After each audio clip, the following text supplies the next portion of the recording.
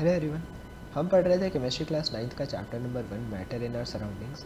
और last video में हमने लखमीर सिंह जो बुक है उसके वेरी शॉर्ट आंसर क्वेश्चंस कर लिए थे। तो आज के इस वीडियो में हमें short answer type question start करने हैं। जो शॉर्ट क्वेश्चंस हैं वो थोड़े ज़्यादा अमाउंट में, तो मैंने उनको 2 वीडियोज़ में डिवाइड कर दिया है। ये वाली जो वीडियो है ये इसका पार्ट 1 है शॉर्ट क्वेश्चन आंसर्स का। जो नेक्स्ट आएगी वो शॉर्ट क्वेश्चन आंसर्स का ही पार्ट 2 होगी। तो स्टार्ट करते हैं। हमारे पास पहले है 25 to 28 क्वेश्चन। 25th क्वेश्चन में हमसे बोला गया है state 2 characteristics of matter demonstrated by first diffusion and second Brownian motion. हमें बताना है मैटर की 2 कैरेक्टरिस्टिक्स, जो फर्स्ट जो डिफ्यूजन से 2 कैरेक्टरिस्टिक आती हैं और सेकेंड जो ब्राउनियन मोशन से आती हैं। सो फर्स्ट डिफ्यूजन क्या है, मतलब डिफ्यूजन से क्या प्रॉपर्टीज़ पता चलती हैं कि matter is made up of tiny particles. Matter जो है वो छोटे छोटे पार्टिकल से बना होता है, तभी डिफ्यूजन हो पाती है ना, तभी वो आपस में मिक्स हो पाते हैं। And the particles of matter are constantly moving. जो पार्टिकल्स हैं मैटर के वो कॉन्स्टेंटली मूव करते हैं। अब यही प्रॉपर्टीज़ हमें ब्राउनियन मोशन से भी पता चलती हैं कि जो ब्राउनियन मोशन है उसकी थ्योरी में क्या था कि जो पार्टिकल्स ऑफ मैटर हैं वो वेरी वेरी स्मॉल, मतलब बहुत बहुत छोटे हैं। And they constantly move, particles of matter constantly move. तो दोनों प्रोसेस से हमें यही चीज़ें पता चलती हैं कि the matter is made up of very very small particles which constantly move या विच आर कॉन्स्टेंटली मूव। फिर हमारे पास 26th क्वेश्चन है, name the scientist who studied the movement of pollen grains suspended in water through a microscope. What is this phenomenon known as. तो वो कौन से scientist थे? वो साइंटिस्ट थे रॉबर्ट ब्राउन, जिन्होंने पॉलन ग्रेन्स को माइक्रोस्कोप में देखा था। और ये जो पॉलन ग्रेन्स है ये जिगजैग पाथ में मूव कर रहे थे। इस मूवमेंट को उन्होंने नाम दिया था ब्राउनियन मोशन। तो साइंटिस्ट का नाम है रॉबर्ट ब्राउन एंड जो फिनोमिना था वो था Brownian motion. Next 27th question हमारे पास है, when a crystal of potassium permanganate is placed in a beaker its purple colour spreads throughout the water. What does this observation tell us about the potassium permanganate and water. तो इसमें क्या होता है कि जो potassium पर magnet का crystal है वो थोड़ा सा ही क्रिस्टल डालने पे वो पूरे वाटर को कलर कर देता है।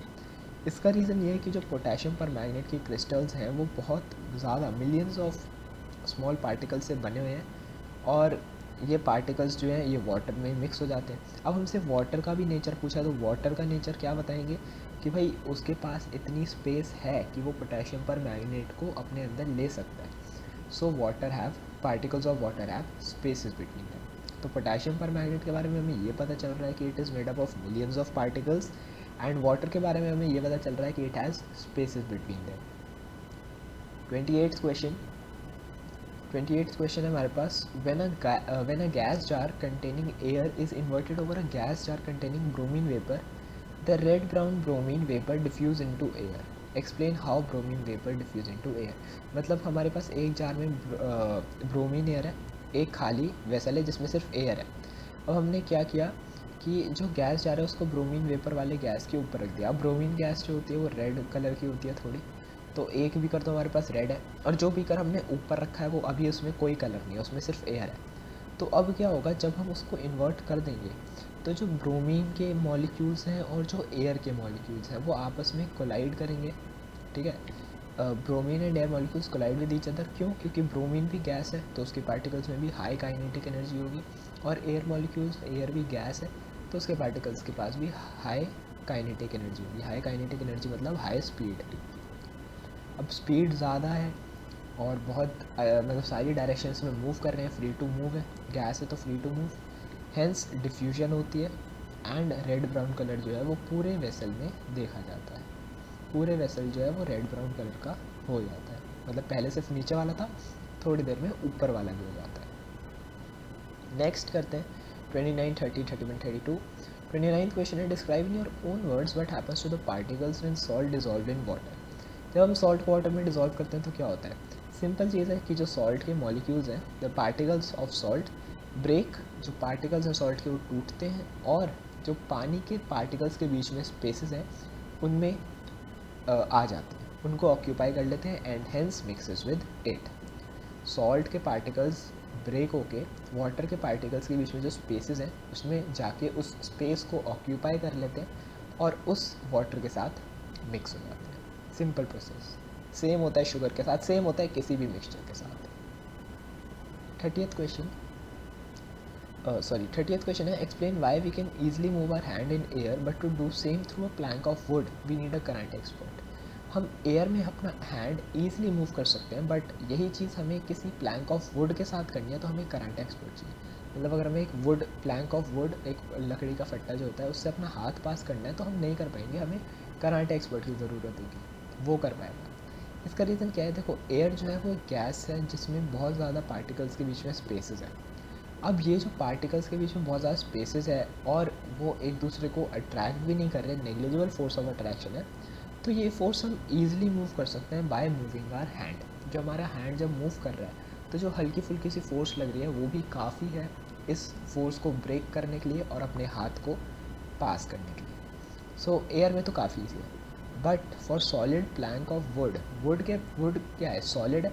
सॉलिड में एक तो पार्टिकल के बीच में स्पेसेस बिल्कुल भी नहीं है और फोर्स ऑफ अट्रैक्शन बहुत ज़्यादा है, और ये फोर्स ऑफ अट्रैक्शन हम अपना हाथ मूव करके नॉर्मली नहीं कर सकते। So we need a karate expert. Karate expert जो होता है वो ईजिली, मतलब उसके पास, उसको पता होता है अपने हैंड की पावर कि वो कितने पावर से हाथ को लाना चाहिए, उसे क्या करना चाहिए जिससे वो प्लैंक ऑफ वुड ब्रेक हो जाए। तो वो जो फोर्स है वो सिर्फ एक करंट एक्सपर्ट ही लगा सकता है। So hence we need a karate expert for it. 31st question, can give one example of diffusion of a solid in an other solid. देखो इसमें आप कोई भी लिख सकते हो, मैंने यहाँ पे 2 मेटल ब्लॉक्स वाला लिया है कि 2 मेटल ब्लॉक्स जो है अगर हम उनको एक साथ बांध के रख दें और फिर उसे अनडिस्टर्ब छोड़ दें फॉर अ फ्यू ईयर्स, ठीक है, ईयर्स याद रखना काफ़ी लंबा प्रोसेस है, then the particles of one metal are found to have diffuse into other metal. एक मेटल ब्लॉक के पार्टिकल दूसरे मेटल ब्लॉक में डिफ्यूज़ हो जाएंगे अगर हम 2 मेटल ब्लॉक्स को लगा के छोड़ देंगे कुछ सालों के लिए। आप इसमें ब्लैक बोर्ड वाले भी लिख सकते हैं कि अगर हम चौक से ब्लैक बोर्ड पे कुछ लिखते हैं तो चौक के जो वाइट पार्टिकल्स हैं वो ब्लैक बोर्ड के पार्टिकल्स के साथ डिफ्यूज़ हो जाते हैं। अगर कब होंगे, अगर हम उन्हें 2-3 महीने के लिए ऐसे ही छोड़ दें, तो अगर एक साथ इरेज कर देंगे तो नहीं होंगे। 32 question, explain why the diffusion of solid in another solid is a very slow process. यही हमने देखा अभी कि इतना स्लो प्रोसेस क्यों है, मंथ ईयर इतना टाइम क्यों लग रहा है। So diffusion in solid is a very slow process because the particles in solids do not move from their fixed position. क्यों होता है डिफ्यूजन बहुत, देखो डिफ्यूजन तब होता है जब पार्टिकल्स मूव करते हैं, एक सब्सटेंस के पार्टिकल्स दूसरे सब्सटेंस में मूव करते हैं, बट सॉलिड में तो कोई मूवमेंट हो ही नहीं रहा, सॉलिड के पार्टिकल तो मूव ही नहीं करते, वो तो सिर्फ वाइब्रेट करते हैं। तो ये वाइब्रेशन जो होती है हल्की हल्की, इसी के वजह से डिफ्यूजन होता है थोड़ा बहुत जो सॉलिड में होता है। और जब ये वाइब्रेशन है तो मूवमेंट मतलब एकदम नेग्लिजिबल मूवमेंट है, तो इसीलिए इसको डिफ्यूजन को बहुत टाइम लगता है। Next 33 to 37 question, which of the following diffuses fastest and which the slowest. Solid liquid gas, तो ये सिंपल है, सॉलिड जो है वो सबसे स्लो डिफ्यूज़ होते हैं क्योंकि उनके पार्टिकल्स की फिक्स पोजीशन है। गैसेस फास्टेस्ट डिफ्यूज़ होती हैं, गैसेस फास्टेस्ट डिफ्यूज़ होती हैं क्योंकि उसके पार्टिकल्स बहुत रैपिडली मूव करते हैं ऑल डायरेक्शंस में। 34th, explain the following. When an incense stick is lighted in a corner of a room, its fragrance spread quickly in the entire room. So particles of gas जो होते हैं वो जो release होते हैं जब हम इंसेंस स्टिक को बर्न करते हैं, और ये पार्टिकल्स पूरे सारे डायरेक्शन में मूव करते हैं, ठीक है, they move rapidly in all directions. अब ये जो मूव करें, मतलब ये जो गैस के पार्टिकल्स इंसेंस स्टिक से निकले हैं और अलग अलग जगहों पे इन्होंने मूव किया है, ये एयर के पार्टिकल्स के साथ डिफ्यूज़ होते रहते हैं और उस रूम के हर पार्ट में पहुंच जाते हैं, ठीक है, वो निकलते हैं इंसेंस स्टिक से, then they diffuse with air particles and air particles के साथ कैरी होके वो पूरे रूम में जहाँ पे भी हमने उसे जलाया वहाँ पे फैल जाते हैं। 35, name the 3 states of matter, give one example of each. ये तो बहुत बेसिक क्वेश्चन है। 3 स्टेट्स मैटर कौन सी होती हैं, सॉलिड लिक्विड गैस, आप एग्जांपल लिख सकते हो आइस वाटर एयर, सॉलिड का आइस, लिक्विड का वाटर, गैस का एयर, और कोई भी लिख सकते हो। 36, से 2 characteristic property of solid liquid gas. तो सॉलिड की पहले 2 प्रॉपर्टीज़ देखते हैं। Solids have fixed shape and volume, solids do not flow, उनकी फिक्स्ड शेप और फिक्स्ड वॉल्यूम होती है, और सॉलिड्स फ्लो नहीं करते। Liquids have fixed volume but no fixed shape, वो अपने कंटेनर की शेप ले लेते हैं, but liquids generally flow easily, liquid जो है वो ईजिली फ्लो कर सकते हैं। अगर वो लिक्विड ज़्यादा गाढ़ा नहीं है तो। Gases have no fixed shape and volume, and gases भी जनरली फ्लो करती हैं, बट हमने यहाँ पे लिख दिया fill the container completely.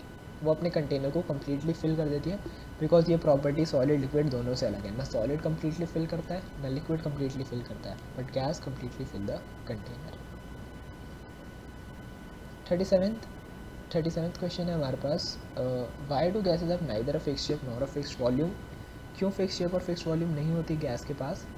It is because particles of gas do not have fixed position और fixed spaces between them. Solid के पार्टिकल्स फिक्स्ड हैं अपनी जगह पे, उनके बीच में स्पेसेस भी फिक्स्ड हैं और वो अपनी पोजीशन पे भी फिक्स्ड हैं, तो इसलिए उनकी ना शेप चेंज होती है ना वॉल्यूम। लिक्विड में शेप चेंज हो जाती है, वॉल्यूम नहीं। शेप चेंज इसलिए होती है क्योंकि पार्टिकल्स मूव कर सकते हैं, वॉल्यूम इसलिए नहीं होती क्योंकि उनके बीच की स्पेसेस फिक्स्ड रहती हैं। जितना पहला पार्टिकल मूव करेगा उतना ही उसके पीछे वाला पार्टिकल मूव करेगा। बट गैसेस के केस में दोनों ही केस नहीं होते, क्योंकि ना उसके पार्टिकल्स की फिक्स्ड पोजीशन होती है और ना उसके पार्टिकल्स के बीच में फिक्स्ड स्पेसेस होते हैं। ठीक है, एक पार्टिकल आगे की तरफ मूव करेगा, दूसरा वाला पीछे की तरफ करेगा, बीच में स्पेसेस बढ़ गए तो वॉल्यूम भी बढ़ जाएगी। So it is because particles of gas do not have fixed position और फिक्स्ड स्पेसेस बिटवीन देम। सो इसी के साथ हमने very short question answers question number 37 तक कंप्लीट कर लिए। बचे हुए शॉर्ट क्वेश्चन हम नेक्स्ट वीडियो में कंप्लीट कर लेंगे।